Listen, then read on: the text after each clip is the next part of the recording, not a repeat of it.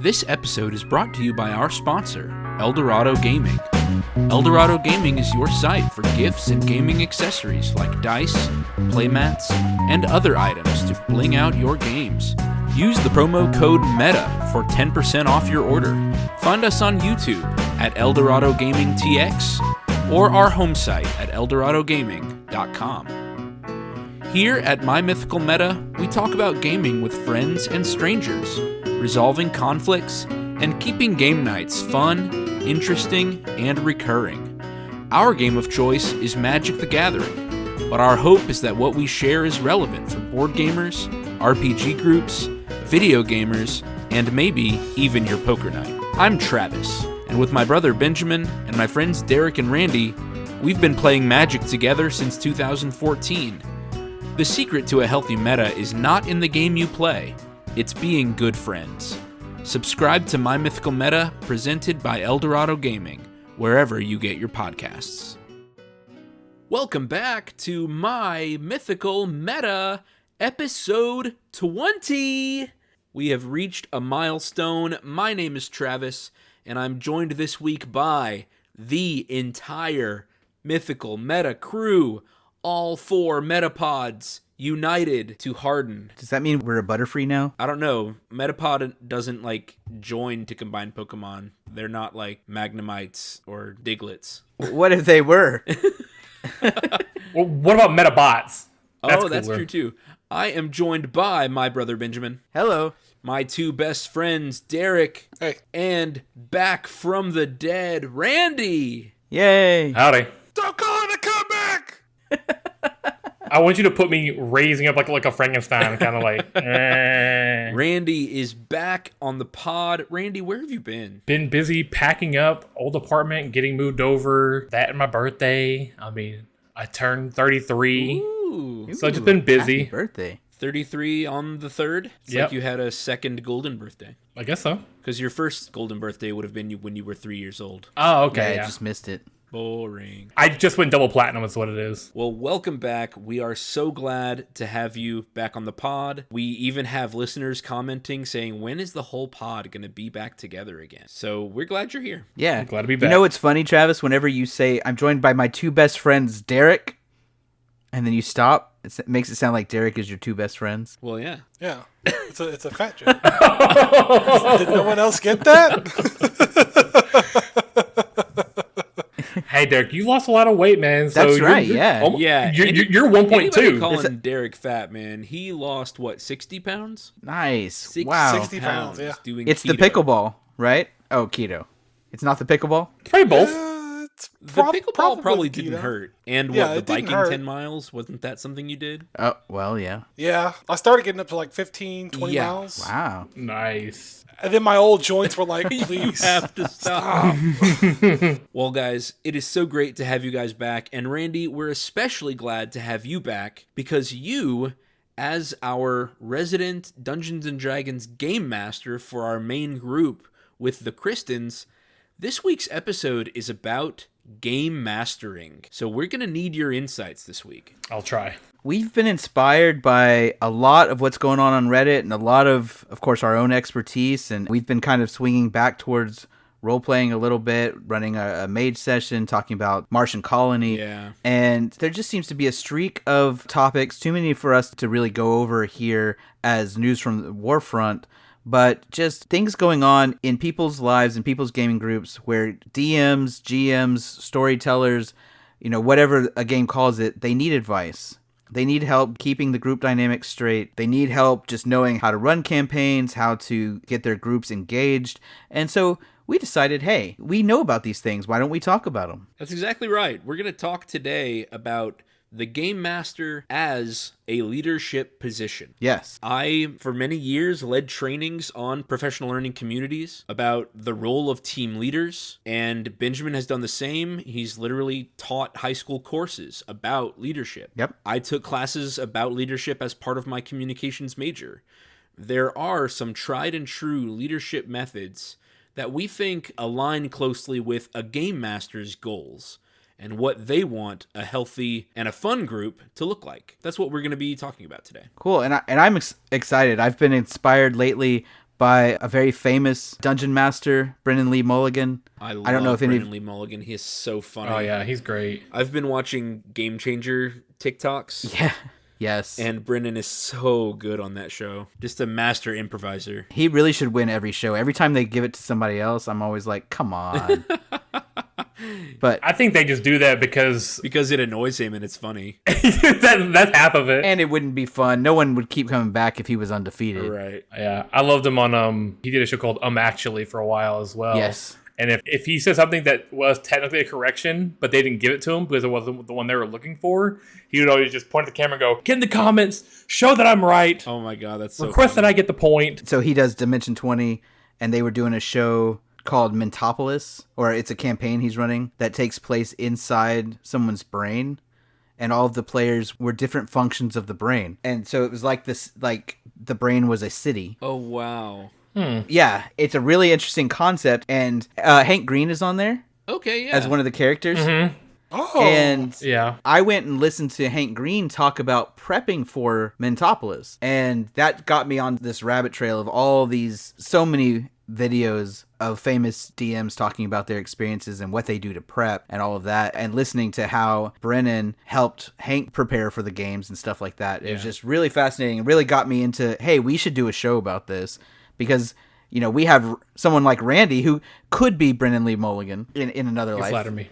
If I didn't have a full-time job. Right, exactly. Not in this life. So No, I agree. Like, we've talked about how Dungeons and Dragons in particular has been growing as a hobby, obviously because of games like Baldur's Gate, but also because of a lot of online entertainment like Critical Role, Vox Machina. Dimension 20. Stranger Things. Yeah, Stranger that's Things. true, Stranger Things, yeah. So a lot of people get in expecting Dungeons and Dragons to be like what they've seen from these professional actors and professional content creators. And I do want to say that is a lofty expectation to meet. Much more often, and this is what D&D has always been for me, is just a time to tell stories and create stories with friends. It started when I was in the Boy Scouts, and it was something we did during long car drives and campouts. So each session, each campaign we did might only last 2 or 3 sessions, because by the end of the campout, it was over. And then the next campout would come the next month, and somebody else would say, you know, it's my 3 sessions this time. I'm going to run something, make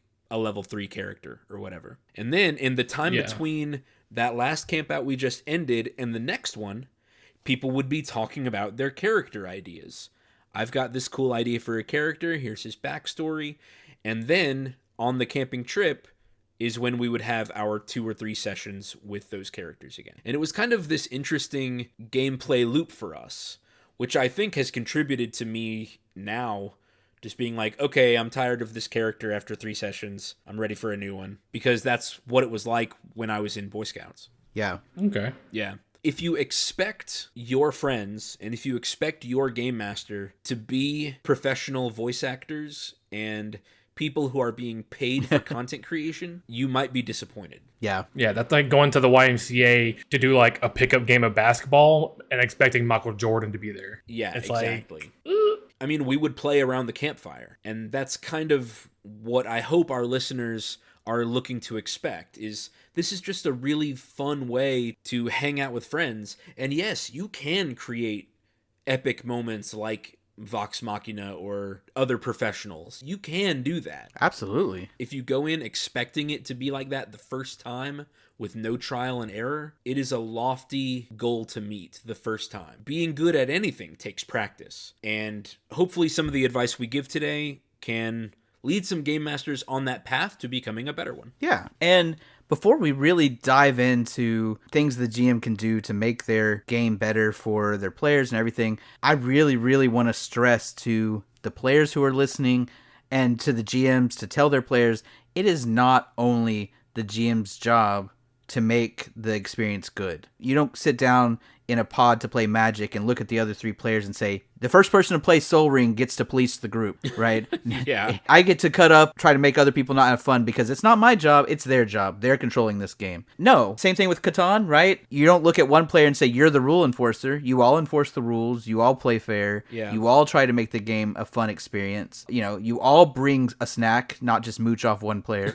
You know, any sort of role-playing game is going to be the same. The roles are divided a little bit more, but it's everyone's responsibility to make sure that people are being kind to one another, that people are there to collaborate and have fun and build the experience that the group wants to have. The GM has been given additional responsibility, and therefore it feels like they're a lot more in control, but they cannot do it without their players' buy-in. Yeah. So we will talk about getting that buy-in as part of today's episode, but if you're a player and you see your game master struggling to corral one of your fellow players, or God forbid you, like, stop, buy in, realize that they are trying to do something for you and help them, right? Tell the person sitting next to you to knock it off.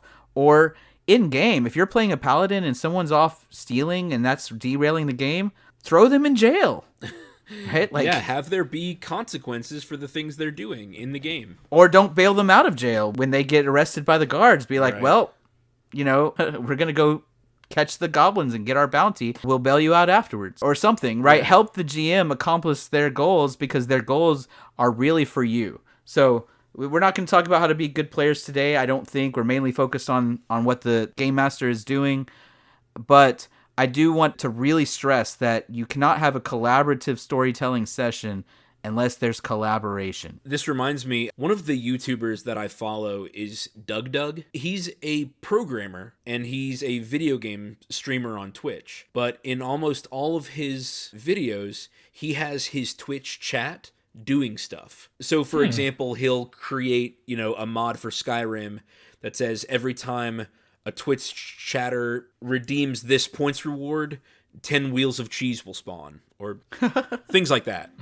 And so the Twitch chat really gets involved and is kind of making his content with him. And this was just recently, maybe in the last month, there was a stream where the Twitch chat, just all of the people in chat are saying, your content depends on us. Twitch strike. And his Twitch chat was just entirely silent. And he's like, guys, I really need you. This is not going to work if you don't participate.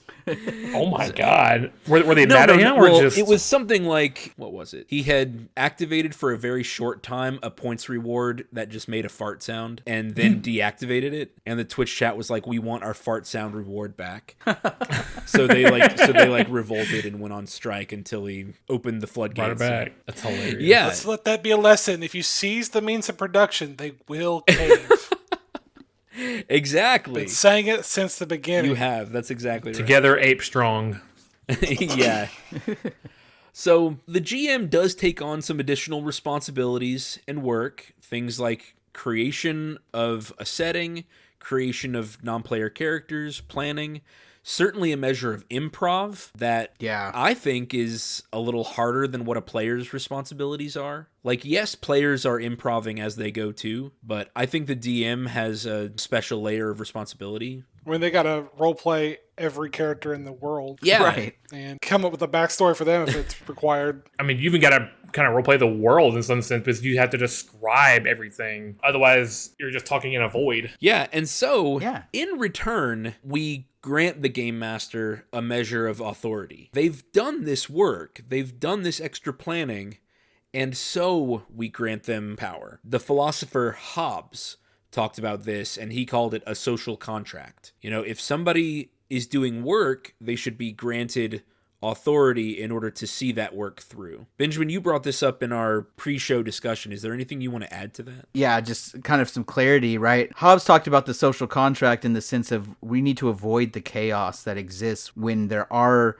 no rules and no governing authorities in the world, right? When we're in a state of nature, we all fight each other. It's nasty, cruel, brutish. Life is short. Oh, that's right. Yeah, that's Hobbes. Yeah, and so we create this authority figure to bring order. And that's kind of what the GM does, right? We could all sit down and say, all right, the four of us are going to play a game. You play a paladin, I'll be a cleric, you be a rogue, you be a wizard. Let's go on an adventure. And then we could just make stuff up. But at that point, we're playing pretend. It's like a game of Calvin Ball, where at any time, if I don't like what's going on, I just make up a new rule, and who's going to stop me? Right? Y'all could all stop me, and at which point we're just having a battle with no rules. It becomes a meaningless experience, right? We need to switch games to something where there's an outside rule book. And when you establish, okay, wait, this isn't working, we're not actually playing a game, we're just making stuff up and yelling at each other, you pick one person to say, you're going to enforce the rules, you're going to create the world that we act in, you're going to provide the outside stimuli. And by doing that, you've created the sovereign. Like Hobbes imagined, you've brought order to the chaos and created a structure that the players can actually have a rewarding experience in. Just like the sovereign, the government in Hobbes's world, creates a society that we can function in together. And so not only do we live in a society, but we play in a society, and the GM is the Leviathan that brings it all together and makes it function. That's a huge responsibility. Like we said, they need the consent of the governed, right? Yeah. They need the players to agree. It's everyone's job. Right. Yeah. You need the social contract in place, but we need to talk about how to be a good sovereign here. And I think that's where we're going, is that this isn't just in gaming. I think you were going to talk about other places where a leader is required to bring order. Yeah, so I wanted to ask the three of you guys, what are qualities that you admire in a leader? Well, as someone who's hypercritical of leadership, the things I like to see the most is a lead from the front type of mindset, where they are kind of on the front lines, where they don't lose sight of like what it feels like to be boots on the ground. I don't know. I like someone who, when they tell me to do something, it's not something they don't want to do. It's something that they have done. Yeah, it's something they would do. They wouldn't tell me something to do if they wouldn't do it themselves. Sure. Yeah. So I always appreciate that. I think being a good listener, where I currently work right now, I feel like my boss is really good about being open to criticism, good or bad, and wanting to know like what he can do better. Yeah. Willingness to take criticism if it's needed. He's open to like getting our opinion on stuff. And when I worked at the school district, like they would be, air quotes, testing some new like Chromebooks. And they would like pass them around to us, and the techs would look at them, and they would like, which one do y'all think would be the best for the students, easiest for y'all to work on and repair? And we're like, option A. We want option A. And they're like, well, we kind of already have a relationship with option C, which is the worst one, the one that none of us wanted. Yeah. It's Dell, by the way. Dell, not a sponsor. No one's surprised. It was Dell Chromebooks, and we hated these things. And there was just another one that we were like, this is nice and same price, no glass, so we don't get shards of glass on our fingers whenever they break the screens. Because they do. Anyway, so they would they would ask us our opinion, and it was for nothing. Yeah. They did not care what we had to say because they already had their deal worked out properly. They're just trying to present the illusion that you have a say when really of choice. You had no say at all, and it didn't. Yeah. So I really hated that about that job, and I feel like here, like I asked my boss, I was like, hey, there's this certain laptop. We use Dell here at this other place too, but I mean, that's because they're really good like business machines. Sure. But I asked him, I was like, hey, I want to test out this other laptop. Is that cool with you? And he's like, fine. And we ordered it, and it came in, and I'm the only one in the company that has a different laptop. But, like, I wanted to test it because it's like special. I know, it feels nice. But it was just a really cool laptop, and I was like, I think this would be so much easier for us. It's a very modular device. Like, everything in it can be swapped out. So the fact that he listened and was like, yeah, sure. He pre-ordered it, and then, it was like $1,800. I was like, wow, that's nice to be listened to, and actually, Is this what it feels like? Yeah, like, this company definitely makes you feel like you matter. You're appreciated. Yeah. I think it's pretty similar. I like a leader who's understanding. I had my appraiser, which is in education, the person who comes in and watches and makes sure you're doing the right things and stuff. They came and observed me on Monday, and they came into a class that was a little rowdy, and the kids just can't help themselves. Like, they saw the appraiser come in, and they like me, so they try to be good, but then they slowly just went back to being bad again. Yep. Oh, I remember those classes. Yeah. I did some techniques to keep them on task. It kind of worked, kind of didn't. When the appraiser left, I was very, very frustrated. And I told them, like, bless their hearts. They were like, we were so good for you. And I was like, no. They were like, I was quiet. And the people next to them were like, no, you weren't. You literally talked right next to him. Yeah. Anyways, so afterwards, on Tuesday, so yesterday, I saw my appraiser in the hallway, and he was like, "Hey, great job yesterday. I see you're using a lot of these techniques that we talked about, all this stuff. You're doing a great job." And I was like, I'm really sorry about how the kids acted while you were in there. And he said, "Nah, it's, they're kids. I get it. No problem. I see that you're working really hard. I know that you're really teaching them some good stuff. I think that you're doing a great job." And the fact that he understood that, of course, you're not going to expect, a bunch of sophomores to be on task 100% of the time. Yeah. That made a difference. That there are appraisers out there who maybe expect something different. And so having that sort of understanding of your situation and seeing the good in what you're doing and not hypercritical of the places where you maybe are behind. Now, that doesn't mean he didn't offer me feedback to fix, but it was a compliment sandwich, right? Mm-hmm. He did what we've been talking about. He said what was good about what I was doing, mentioned a couple ways I could improve, and then followed up with more good of what I've been doing. I felt understood. I felt cared about. And so I really respect my appraiser. So if you happen to be listening, appraiser, great job. You're a wonderful leader. That kind of leads me into the same thing. I was thinking about one of my old appraisers too, one of my old mentors. Something that I have really respected from past leaders is a leader who is knowledgeable, a leader who knows their material, and that the reason they would give a certain piece of feedback or a certain piece of advice is because it's based on proven techniques, or it's based on past data, or based on research. And that's me coming from the education field. I just remember, I think I was a first and second year teacher, and I had 2 different appraisers those 2 years. But those years were so formative for me, and I had such great appraisers who would come in, they would compliment sandwich me. They would say, "You're doing a great job for your first year. I really like these things you have." And then they would offer a piece of feedback. They would offer a technique. And I would just think, duh, of course I should have been doing that. That is such an easier thing than what I've been doing. Or, of course, that would be such an easy way to check for understanding. Why haven't I been doing that? And so I really appreciate a knowledgeable leader, somebody who knows what they're talking about backwards and forwards.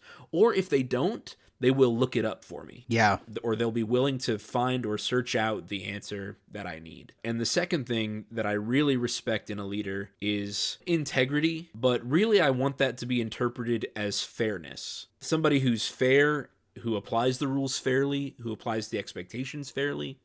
I really respected that from my leaders in the past too. All right. Well, I feel like the things we talked about all apply to good game masters. The things you just heard, somebody who's receptive, somebody who's a good listener, someone who leads from the front, somebody who is willing to test out ideas, someone who is good with people and has confidence and is understanding. All of those are things that we want from a good leader. Game masters should try to do those things. They should apply rules fairly. They should incorporate the ideas of players. They should be willing to improvise. Having confidence and courage. Those are good things in a game master. Yeah. And this week, our news from the Warfront comes early. This is a Reddit post from RD&D, and it's called "Our DM is Fantastic." This is not a post about a problem. This is a post praising their DM, and I wanted to read it out. We often use Reddit as our source of problems, but this one was so wholesome, happy, and I wanted to put this good energy out there for other DMs. It says, "Good afternoon. I typically just lurk on Reddit, and I know that so many table disputes are common on Reddit because typically people with no issues have no reason to post about their games. But I wanted to change that and make a quick post about mine. Our D&D 5th edition session started in January 2021 and is currently still growing strong. We have 5 players with great characters and our S+ tier DM. We play about once a month, and really I just wanted to say that I absolutely love our game. I see a lot of posts complaining about DMs doing lame stuff, but our DM is super approachable and wants to see us succeed without holding our hands, and it feels great. It's always felt like we're telling a story together instead of working against each other. If any of us ever have character problems or suggestions, He always hears us out and works with us to make our characters the best they can be, both narratively and mechanically. That's really it. I don't expect this post to blow up or anything. I just really love our game and everything about it, so I wanted to throw some positivity into the ether.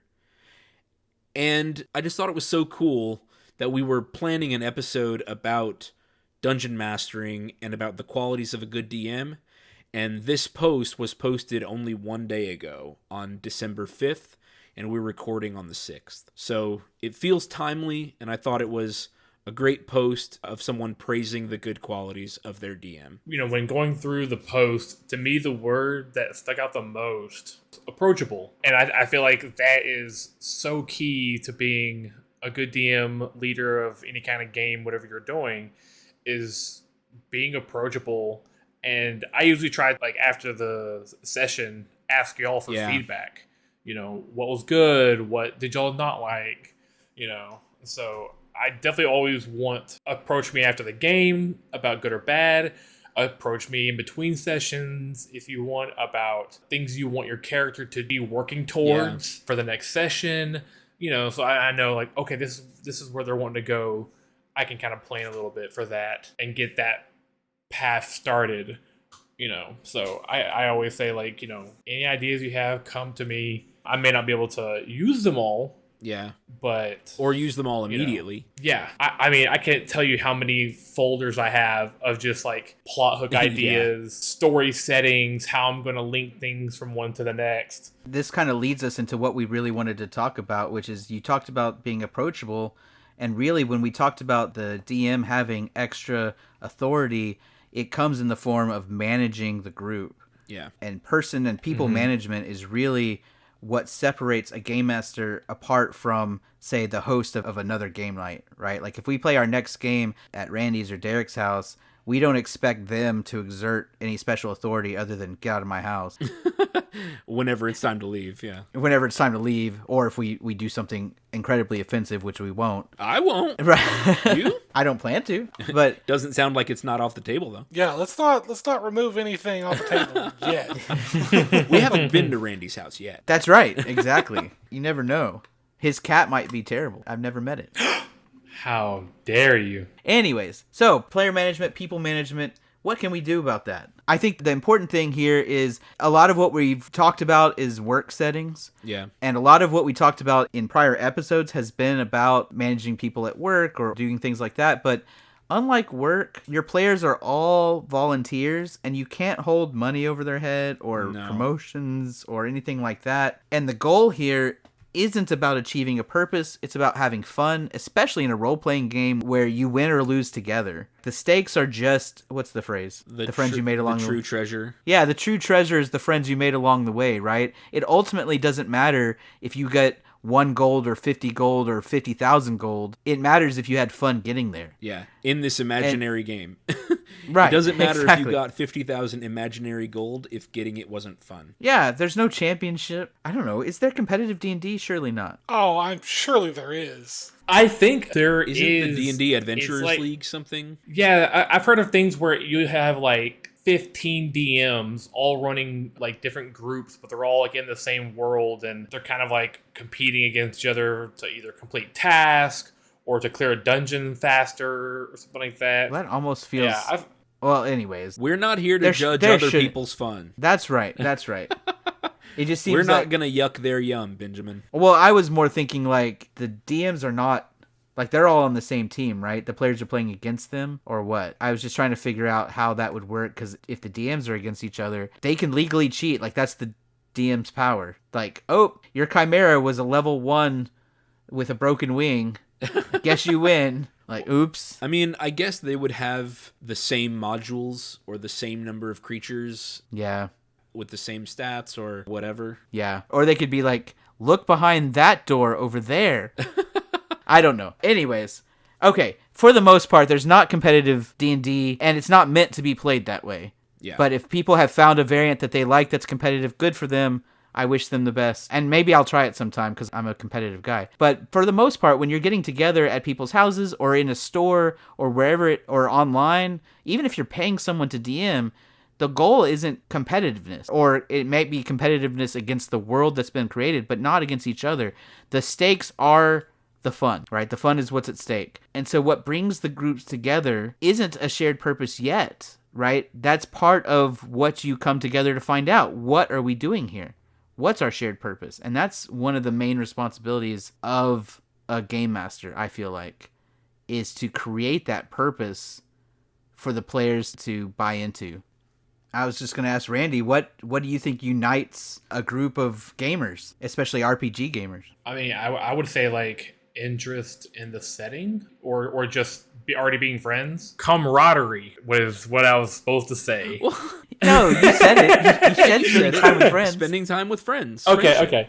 Yeah, sorry, I wasn't following the outline. No, it's okay. Randy's like, what's the answer? What's the correct answer? Yeah. God, I thought he was No, just asking me, I but I feel was like, oh, I don't know. I feel like you're a good game master. I've heard so many things about your level. I figure you probably have thought about, how do I make this a good experience for my players? And I've heard some amazing things that you've done about, giving spotlight to different players and creating good worlds and stuff. And I was just wondering, what your insight was on why are your players there to play? What's something that unites them, even if they're, antagonistic towards each other in game, even if they have different goals in game. Somebody might be trying to restore a lost dynasty while someone else just wants a lot of gold, and someone else is just trying to be an agent of chaos. How do you get them on the same page playing the same adventure and all feel invested in it? Yeah, that's tough sometimes. I feel like knowing the players longer helps. I felt like when I was doing our last game with me, Travis, Derek, and the Christians, I know Derek wants big monster on monster violence.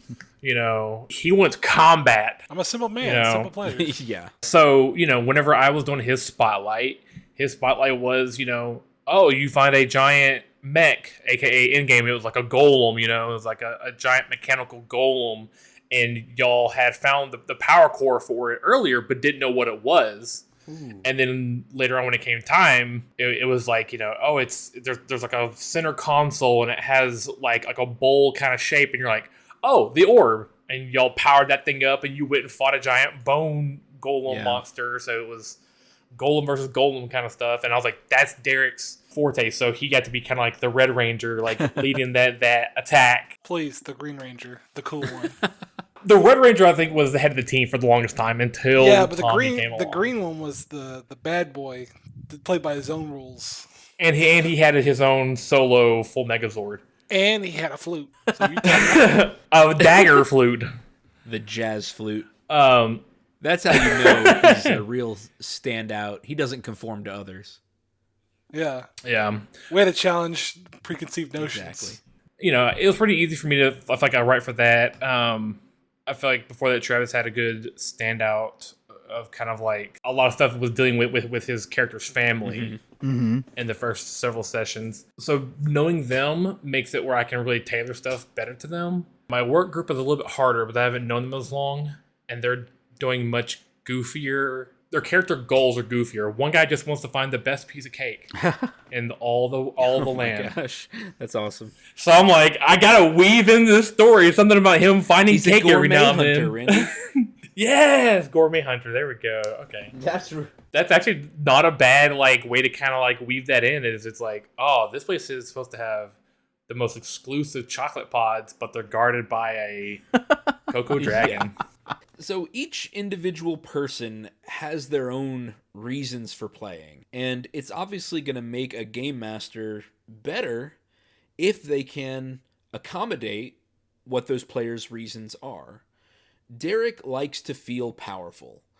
Even if it's not a giant monster, the act of destruction and wanton violence is something that's fun for Derek. We've talked about the Golem monster. We've talked about Derek's orc wrestler who just suplexes everything in sight. And that's how we killed the bone golem. Oh my god, you're totally right. I had forgotten that the finishing blow on that bone golem was also a suplex. Consistent. Yeah, there are other reasons for gaming too. For some, it's about escapism into another world. And that's what my last character in our last game That's kind of what that character was about. His name was Gerard Traft. He was a warlock. And in my backstory, I had kind of created my own patron. I had created the enemy of this patron and created this entire interaction of secret cults. I don't know if it was in Randy's original world or not, but I created it in my own character's backstory and said, I want to play an investigator, some type of police inspector who is on the hunt for this secret cult. And that escapism, I think I had been watching Sherlock at the time. So Sherlock, having been a warlock who has these abilities granted by someone who says, listen, you're on a holy quest and I can't tell you what it is. Like, he slowly went crazy and became a bird man. Half bird, half he man. slowly went insane and became a bird-based vigilante. So, like, that type of escapism was fun for me. My wife, Kristen, it's just about the camaraderie. She has said several times, like, D&D is not her game. But she knows that me and Derek and Randy enjoy it, and she knows that we want to include her. And so, her time in game is about the fun her character has with the other characters. That fighting competition between Lorathra Dayender, her Dragonborn fighter, and Derek's Tabaxi Rogue. That was fun for Kristen because she got to experience the camaraderie of the group. And she got to cut off my arms. Yeah, and she I was won gonna say, that fight. she nearly cut off his arms. And she won that fight. Benjamin, I think, and you've said this before too, the act of being a min-maxer, trying to push characters to their limits and push a game's mechanics to their limits. I think you like to exercise your mind when playing role-playing games. Yeah, absolutely. And I saw you do this with your mage character. Tell us about the Reddit you found and all the spells you're finding and stuff like that. Oh, yes. I wanted to make a character with a very specific skill set and maybe very weak in other areas. You minimize everything else that doesn't do the game plan. But then kind of the conceit of Mage, for those of you not familiar, is that the magic system is very flexible. You don't have spell slots. It's very much whatever you can conceive of reality becomes reality. There are things that you can do in that magic system that you can just make it up as long as you can justify it, right? Right. And so I was doing all sorts of research about, what are the limits of, based on the stats that I had available, what are the limits of things I could do. And I went and found Reddit posts and other forums. And of course, I went and excluded all the things that I could do that weren't part of my character's motivations and plans, which may have made her less powerful, but also made her very, very focused. Yeah. And part of why I did that, kind of going along with min-maxing, I really enjoy the challenge of min-maxing because it's not just about being powerful, but it's also about role-playing the weakness to me. I like doing both. I think handicaps are fun. I think that Restrictions breed creativity. Absolutely. All extra flavor. Yeah, I love the flavor. I love taking flaws in games when I can get extra stats out of them so that I can role-play the flaws and have to come up with a justification and a backstory. Like the way that you brought that game into existence by having us do that questionnaire first. Yeah. I had so much fun with the questionnaire. I wrote a book. Yeah, me too. Yeah, I think yours was the longest one. It helped me to be a part of that story. I think that's kind of where we're going with this eventually. Yeah. The collaborative storytelling is the game master's primarily responsibility. But that's what I like to do in games like this is, as you said, exercise my mind. Even the art of character creation itself is a puzzle. Like, how am I going to build something, and what kind of story can I tell with this block of stats? Yeah. And so, yeah, absolutely. Once you have pinned down all of your players' motivation, that's going to help you to make sure that each session you play is fulfilling to all of your players. Like, I think something Randy does really well for our group is, like, every session has at least one combat, because he knows that Derek and I in particular, and sometimes Derek's Kristen, we want to blow something up. It's part of the escapism of the game, and it's the same reason we play video games a lot of the time, is to let out some of that wanton violence that we don't get to experience in real life. In the role-playing game, each session is going to have at least one combat session. And Randy knows that I like the role-playing sessions. The investigation, the clues, trying to solve a puzzle of some kind. And so Randy will usually put in some kind of social interaction too. I really liked the game we played, I think it was 2 sessions ago, because I can still remember almost every detail. On the bounty board, some warehouse owner had said that items were being stolen from his warehouse on the docks, and he wanted the party to investigate these thefts. That seems a pretty simple quest, and we could have solved it really simply. We do a stakeout, and then we attack whoever shows up. But Randy kind of gave us opportunities to question what was at this warehouse, what was being stolen, where were the stolen goods going. And we figured out that this warehouse owner was like a slumlord who was oppressing all the people in the neighboring, like in the surrounding district. And that the people who were stealing his goods were kids who were either fencing the goods in order to provide for their families, or who just needed these goods to survive in the first place. And that gave us the opportunity to kind of make a choice. Do we side with these kids, or do we side with the warehouse owner, satisfy his conditions, and get our bounty? What we ended up doing was kind of blackmailing the guy, because one of our party members had been a previous member of an assassin's guild. So we forged this assassin's contract on this guy, on this warehouse owner, and said that he was being watched at all times, and if he didn't get his act together in the district, his head was forfeit. And then we had him declare that the bounty was fulfilled anyway. So, And I got a bar from him. yeah, that's right. I'm a tavern owner now. Yeah, the guy owned a lot of property. He was kind of like he owned the dock. A lot of people that worked at the dock also paid him rent. So he had like a lot of property. So it's like, well, you know, you gotta pay me rent to then come to my place to work. So I'm gonna just garnish your wages. It was real scummy. Yeah, scummy and I hope that people didn't tune out as I was telling our D&D story. That story is to demonstrate the idea that I, Derek, our wives, Randy himself, we all want different things out of gaming.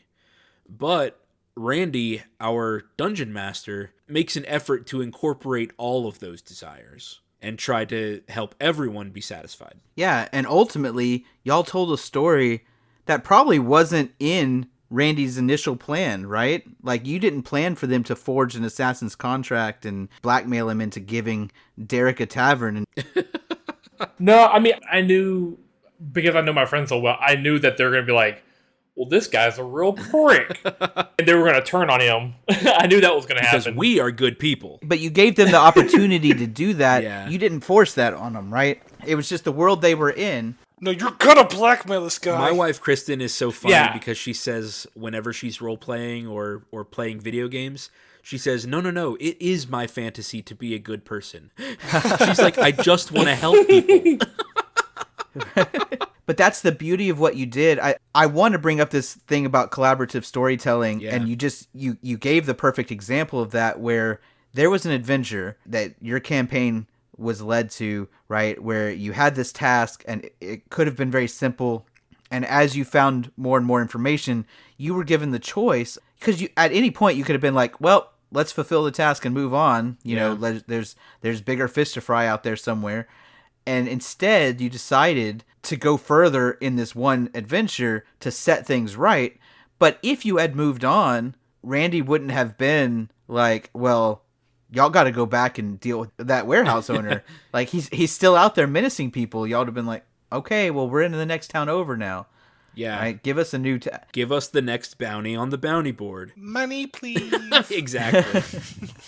So that option, that storytelling, he made a world where this adventure was there for you, and you took it, or you could have done it a different way. Yeah. And so your in-game actions had consequences. You felt like you were the ones making the decisions. You didn't feel like he was just there to tell you what was happening, but that you were telling the story, and he was greasing the wheels, so to speak. He was creating the world in which you could thrive and do your own thing. Yeah. Yeah, and I think that really comes down to what the DM is in a good group. a good DM is like this deistic god that creates the world. They set the physics of the world. They even create the characters in a way because they tell you like, hey, make a level 3 character and you're going to be in this setting. And yes, the characters create the characters, but like you don't get to choose your parents, right? You don't get to choose your level to start off. Kind of, how God makes us.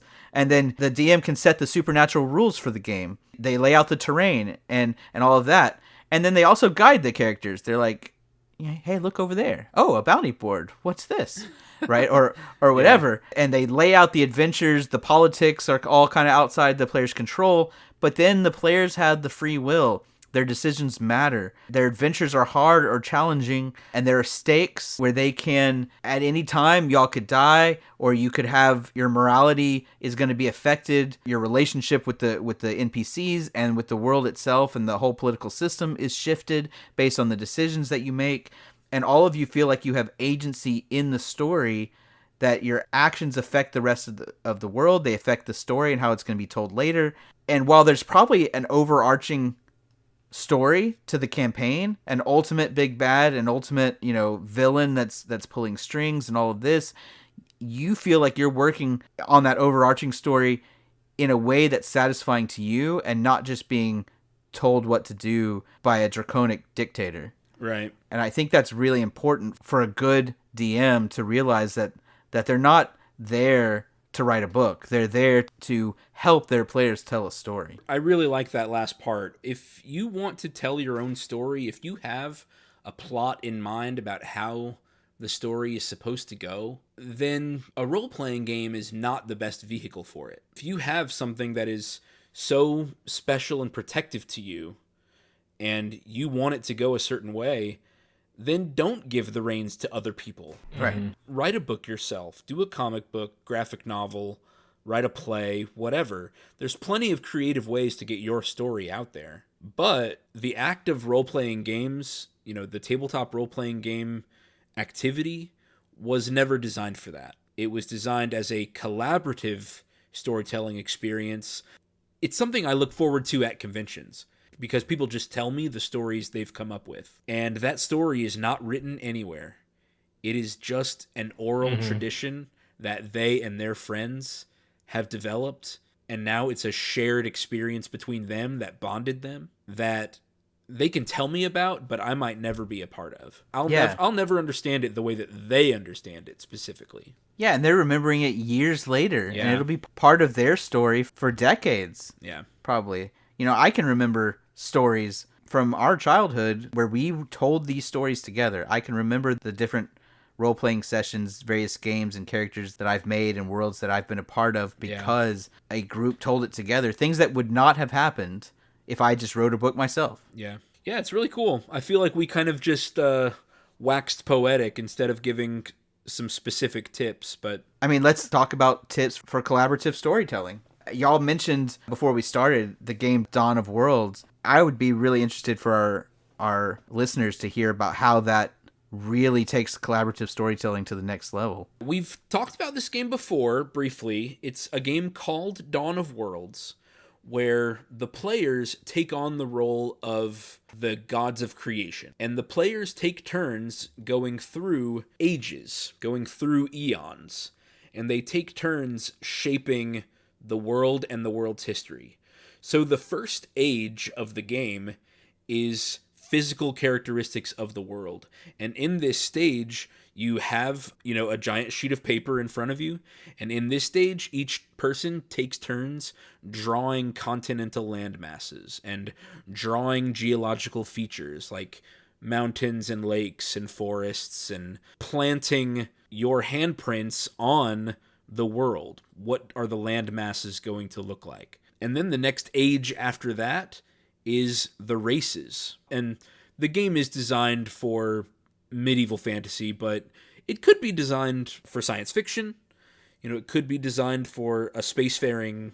for sure. Maybe a Star Wars world where you're creating a planet from scratch, and you just talk about what are the main populaces on the planet or whatever. Yeah, I imagine you could even almost set it up as like a ship. Like you're designing almost, and giving like the history of like a ship that's been in space for like that'd 1,000 be cool. years, you know, and it, you know, you, I guess, design it, but you can also go through just kind of like the history that ship's had. What was the purpose of the ship? I'm sure there's a lot of ways you could, you know, reskin it. But I mean, the whole module is like what, 4 pages? Oh yeah, it's like a Maybe? 3.5 page It's super PDF. short. Yeah. So you populate the world with races, and then these races make cities, and then you start determining what these cities are good at, what do they create, what skill have they mastered, and then the final age is mostly political. That's when you start creating conflicts that are happening throughout the world. So you can create societies, religions, organizations, trading companies, thieves guilds, Cults. Oh yeah, my favorite is making super secret space cults or underwater eldritch Cthulhu cults. Anyway, so that's the game. Is each person in your group takes turns creating this world. And what makes it really, really special is that now, if one of those people who helped create the world, now that person is the game master, and the rest of the players, now nobody has to have read the Sword Coast Adventurer's Guide in order to know the history of Baldur's Gate. The DM, if he's homebrewing the setting, he doesn't, or she doesn't have to write out, here's the setting, and here's the time period, and here's the political conditions going on, and here's key religions and key political parties or groups. You don't have to do all that because it's like y'all were there. Yeah. Y'all saw it in real time. Everyone has a shared understanding of the world and what to kind of like expect. Yeah, in the world's history, its major themes, the world that we just created that we're running our game in right now. During some of my turns, I used my turns to say that parts of the world were sinking back into the ocean and that there was an inward lake that kept expanding. And so now it's part of this world's history, it's part of this world's mythos that the entire continent is sinking and that the ocean is rising. And as the DM, that's something that I wasn't even thinking about, like when I was planning out my initial ideas for what I wanted, you know, the game to involve. And you know, because I had that, and then we went and did the world creation, and that helped me kind of help flesh it out, but also them add new stuff. And I'm like, oh man, these are great new plot hooks that I can add in, and I didn't have to stress over thinking about it. They did the work for me. And another really cool thing is that this continent sinking story, there's probably not a lot that one single person can do about it. And if Randy wanted to, that entire storyline can just be a thing that happens in religious texts. It's a thing that has been happening over the course of thousands of years, and it's hard to track, and, you know, people believe in it or don't believe in it. It can just be a mythos part of the world. Yeah, there's climate change deniers. Well, I also made that hydroelectric dam that made it dry up a little bit. Yeah. And that was another really fun part, too, is I can create things like a giant kraken monster. And then as part of the progression of the game, Derek can create 3 other monsters that kill my Kraken monster. All of these stories are part of the shared mythology of the world that everyone just knows. Because there are churches based on it, or there's a dam. This race literally built a hydroelectric dam in this medieval fantasy world. Well, what can happen when gnome engineering and orcish Gumption. physical labor Chutzpah. muscle? I'm going to link to this PDF in the descriptions of this episode because it was something that has really been a ton of fun. And I think it's kind of changed the way that we've played medieval fantasy games for sure. Because we've done D&D and Pathfinder and Savage Worlds by playing Dawn of Worlds first. And it's been a lot of fun. Something else that I like to do, because my friend Richard did it in college, was a player questionnaire. As the game master is preparing the game, they write out a set of questions for the players that gives them an opportunity to affect what the world is like. When I was in college, my good friend Richard gave us all a questionnaire that said, you are a royalty figure from a country. And so, in your questionnaire, you're going to describe what that country's like. You're going to describe some of its norms and rituals and values. And you are going to be leading a platoon of an army from that country as like the setting of this game. Yeah. It was really neat to come up with a country on my own and then say we're all coming to battle. I forget exactly what it was, but I think the overarching pharaoh of the world had just died and the prince had to go to war against a usurper of some kind. And so we as his fiefdom were like summoned to war, basically. And having been on the other side of this, you've had us fill out the player questionnaires where even in the two sessions where it basically went, I feel like, the story beats were about how you planned them. Mm-hmm. I still felt like they were really geared towards us and having the buy-in and having my decisions matter because my pregame decisions mattered. Yeah. Right? Where you're borrowing from, our questionnaires, you're taking into account the sort of game we want to run because you can tell that just from what we've created in the beginning in session 0 or session -1 even. Yeah. Where, yeah, your player questionnaires are like session -1. And for people who don't know what we're talking about, maybe we can back up a little bit. Session 0 is where all the players get together and talk about what kind of game they want to play and what kind of characters they want to play, what sort of things they don't want to experience, things like that. And especially for new game masters, I think that's very important to hear what your players want. And it goes all the way back to the very beginning of what we talked about, which is, hey, a good leader is receptive and understanding and flexible with the people they're leading. It's the same in running a game. You need to be ready to lead your players in a direction where they're going to grow and experience a good time, and not just in a direction where you want to take them that they may not be willing to follow. And so session 0 is important, and of course everybody should be listening to what their fellow players want and try to build that together. I feel like that's a thing for another time. Or we've already had the session 0 talk. What episode was that? Our session 0 episode is, I believe, episode 4. Definitely go back Yes, and listen right. to episode 4 on session 0. But session -1 here is that before the session 0 ever happens, the GM, who's been tagged as the person about to lead this adventure from behind the scenes, they are going to lay out some ground rules that will hopefully take the players in a direction that will be fun for everyone. That tone is set very early with questionnaires, surveys, a description of the kind of campaign that's about to happen so that players can either buy in or offer feedback. And then the session 0 can happen with the guardrails up, so to speak. With the bumpers on your lane. Exactly. If you want to bowl a strike, put up the bumpers. This isn't a competitive game, it's a fun game. And you know what? Bowling a strike is fun. Yeah. Now, I will say, again, how to run a good campaign, there needs to be challenges, there need to be stakes, so you don't keep the bumpers up in-game. But as far as having a good time goes, there's never a reason to take down the bumpers and risk a bad time. Yeah. There's no benefit to that. And so starting from the very beginning by getting the player buy-in, by having them do the questionnaires and the surveys and having them build the world and build their character with the game in mind, and then you having that back and forth with them long before the game ever starts really sets you up for success. Yeah, I agree. Did y'all ever discuss the story that I think y'all had shared in the group chat about that problem player and like leaving that person in jail? No, but I think we should. Not on the episode, but let's do it. So here we go. News from the Warfront. Part 2, there's so much news. Part 2. But good news. Well, this is bad news. This one's bad news.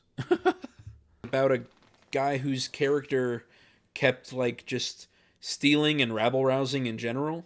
And then the player who's posting is annoyed at this and says that they had to spend their session getting this guy out of jail instead of exploring their own story. Yes. Is like the game master had presented a plot that was supposed to kind of highlight and spotlight one particular character, which, as we've said a couple times before, that's a great way to get a character's buy-in, to get them involved, and make everybody feel special. And if you know that your game is long-running enough where you know you'll have enough episodes in the quote-unquote season to do it, then I think it's a really good idea.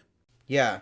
I'll say specifically what it was is, at their session 0, the person who had posted this story has said like my character is a runaway prince, which I was reminded of the story because you talked about Richard's like you're a prince from a country or whatever situation. So the person was like a runaway prince, and they've been going out and doing adventuring, and the story had brought them back to their hometown basically, and he was hoping like, okay, I can, this is my hometown. I can hopefully, do some cool stuff do here, some like family some redemption or family reunion, show or the other players highlight the cool things about the culture of my city, and be the guide, be the. I think the other characters didn't even know that he was a runaway prince, so this was supposed to be like a big reveal. Yeah, and what happened was player B, the rabble rouser, being like, I'm chaotic neutral. Ugh. It's what my character would do. Yeah, it's what my character would do. Well, he did something dumb, got thrown in jail, and then they had to they didn't have to, but they felt like they had to get him out of jail, and then they had to go on the run. And then they had to flee. Yeah, and so they never got to explore the city that, his character was from, and, could have had plot hooks for them. Nope, they are on the run from the guards now. And so in the comments, a lot of people said, why did you have to rescue him? He's the one that made the mistake. Let him be in jail. It's basically timeout. Put him in timeout. Yeah. If he keeps doing this, stop bailing him out. And whenever he spends the entire session in jail, maybe he'll realize that that's not the type of fun that everyone else is looking to have. Yeah. Yeah. This is a great example of where a DM can step in and really make a difference here. If they had all those story notes planned, hey, we're going to do a big reveal, he could have made it impossible for them to do the jailbreak, right? They've whisked him away, and you can't find out where he is. Or you can't find out where he is without the prince using his princely connections. Ooh, yeah. And that would have been good. Yeah, a lot of the comments had some good ideas for how to bring them back into the city. Maybe there was like a cover-up, and the people of his town don't know that he's a runaway, and maybe they think, oh, he's been kidnapped and brainwashed by these people. Right. Other ways to kind of bring them back to the city and this character have another chance, but it not instantly be like, oh, you're all going to jail because you're with this troublemaker who's escaped jail last time, and y'all probably helped them. It's like, which, I mean, hopefully him and the DM can work something out, and they'll get to go back and do that for him. But just stop bailing people out. I mean, I luckily haven't had to deal with any of that from any of y'all or any other group. Yeah. Anyone that just, with main character syndrome. But I know there's a guy on YouTube called Crit Crab. He has a bunch of stories about main character syndrome players, just ways to deal with them. Yeah, and I think kind of tying this back into what can the GM do and what's their responsibility here, there's basically two ways to deal with this sort of, I'm just going to call it antisocial behavior, right? Because there's either pro-social or antisocial. Mm-hmm. You're either helping the group have fun or you're violating the social contract that y'all agreed with. And you can either deal with it out of game, and that's through private discussions, through compliment sandwiches, through compliment sandwiches. I think, I feel, and I need. Right, addressing the behavior and talking about I need, like you just said. There's all those things that we talk about all the time, but there's also in-game ways, right? The GM is in control of the guards. They're in control of the prison system. They're in control of the magical spells that guard prisoners. If you're running a level 5 campaign, well, just have the level 20 wizard advisor to the realm cast an impenetrable spell that your little level 5 party is not going to get around. This is a very safe and secure prison. And just move on. You can punish them in game and not necessarily consider it a punishment, right? But hey, following the advice that we've already given, where player actions have consequences, where the stakes matter, and you are actually affecting the world in real tangible ways, then when they go all murder hobo on your random NPCs and ruin things, you say, well, your actions have consequences. That's what makes role-playing fun. Sorry, that homeless person you just killed was the best friend of a retired adventurer. Yeah, And now they're coming for revenge. They're going John Wick on you. right. Get Shrek. That was my best friend. People keep asking if I'm back. Are you back? I'm guessing I'm back. And so I think the in-game consequences are probably even more effective than the out-of-game consequences. I would try the first time it happened probably to discuss it, out of game, say, hey, I don't think that was fun for everyone. I want us to have a good gaming session. Can we talk about, like, maybe not necessarily a threat, but like, hey, you keep saying that's what your character would do, but you know what? Over there, part of your party is lawful good. And if what your character would do is steal from the local tavern, what their character would do is throw you in jail. Mm-hmm. So you can't have it both ways. If you want to be a part of this group, you have to put aside that excuse as a way to get around pro-social behavior. And you have to spend more time. Either the GM can go exert a lot of pressure early on in session 0 or early on in session 1 and saying, hey, you need to create a character who wouldn't ruin the story, or you need to have a motivation in this story where your character would go against their inclinations because they have a higher purpose or a higher goal, right? Like, if your character is out for revenge, they might forego their murder hoboing, even if that's a normal part of what they would normally do, in order to sneak around and not get distracted from their main goal, right? Or things like that. So you can do that early and say, hey, either play a character that makes the game fun, or find a motivation. And of course, finding the motivation is part of the GM's job as well. But you can also later on, right? That's session 0, establishing that early.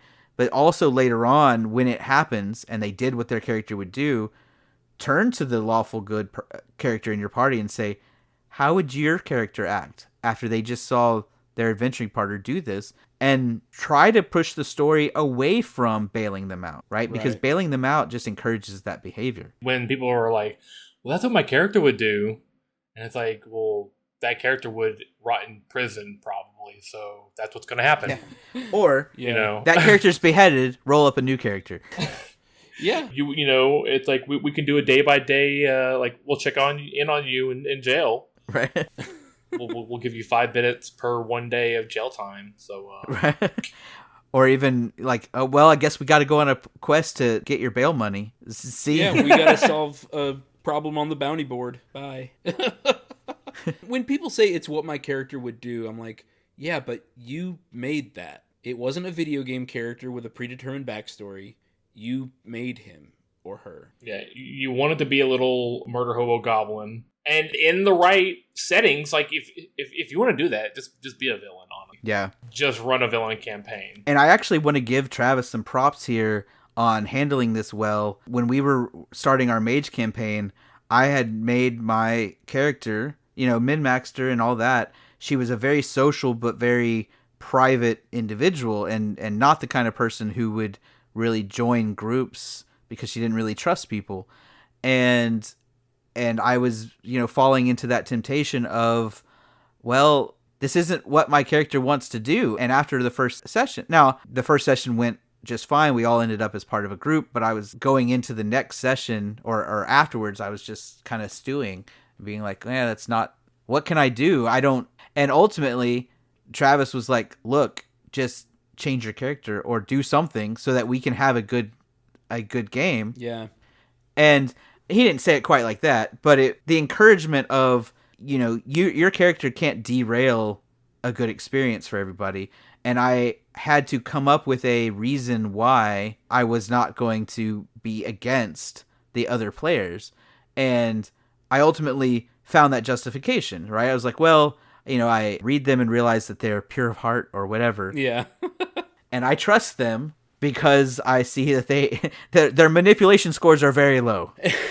Well, you trust them because of their shared experience with you. They went through this harrowing experience with you at the same time. Yep. Trauma bonding. Yeah, that's true. The trauma bonding.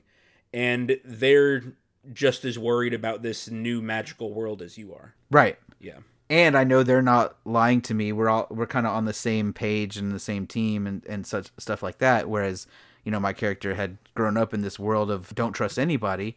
it's like, well, no, now she's found some people she can trust, and she cares about this little teenager, and this big strong man, and all this other stuff. And this guy, this guy who tried to protect you from a Minotaur. Yeah, exactly. And so, Them up. Derek, you can't just cuss for no reason. I was telling the story. Derek, I bashed his brains in. Derek, you've been too quiet this episode. What are some things that you think a good GM can do to deal with an antisocial player? Ugh. Sounds like Darren's being antisocial. Derek's sitting there crossing his arms. I don't want to play. yeah, fine then. I don't want to play podcaster tonight. It's not what my character would do. I'm on my own solo arc right now. Okay. Well, I feel like we've kind of answered the news from the Warfront here, which is, the GM has that special responsibility and that special authority to bring the players into a shared vision of what the story is going to be so that they can create that story together. When you have a problem player, you really do need to throw down the gauntlet, gently, respectfully, I statements, compliment sandwiches, etc. But let them know first ahead of time that, hey, a loner doesn't end up in a shared story. They have their own story. You can play single player RPGs. Yeah, play a video game or find a single player RPG. They are out there. Yeah. Baldur's Gate. But if you're going to play a loner, you're going to have to find motivation to be part of a team and to work together. And maybe, as part of the player questionnaire or whatever, we can work in your personal goals and the team can go with you on that. Yeah. I'm going alone. Of course you are. And I'm coming with you. Right? Yeah. And if you're a player who says it's not what my character would do, really consider what the goal of role-playing is for you and what kind of environment you want to create and whether or not you would appreciate if all of the other players also just kind of left you out and ruined your goals so that they could have a little joke for 30 seconds. Yeah.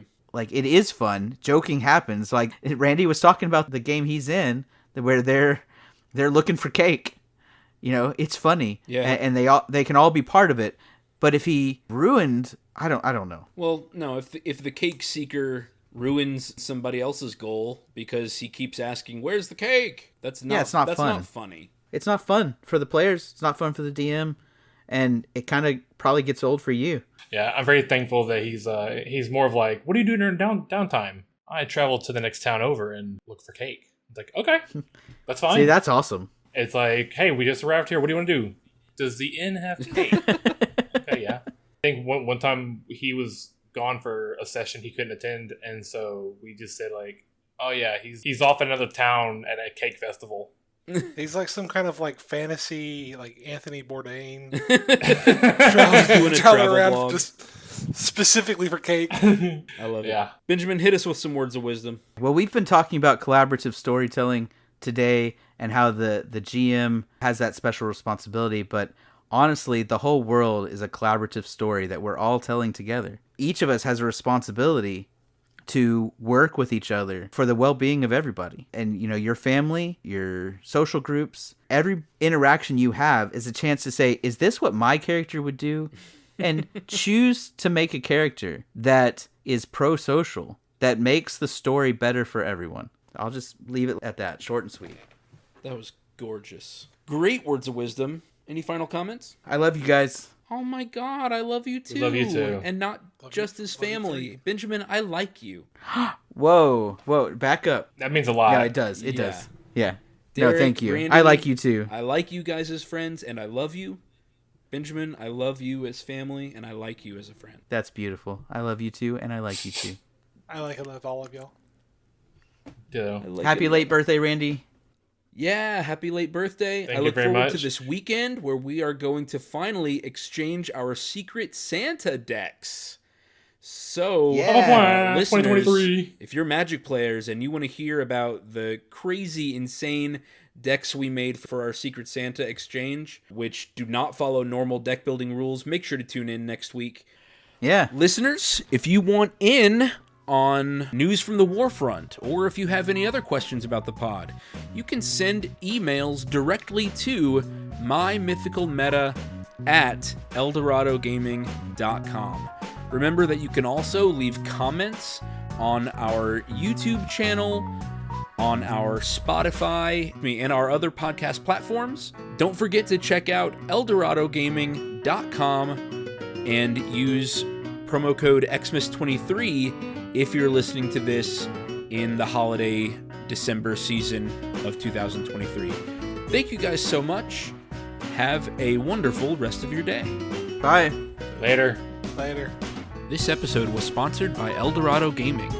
Use the promo code META for 10% off your order. Please like, comment, subscribe, and share. This episode was edited by me, Travis Konishek, and our intro and outro music is by Tyler Heath of the Oh Hellos.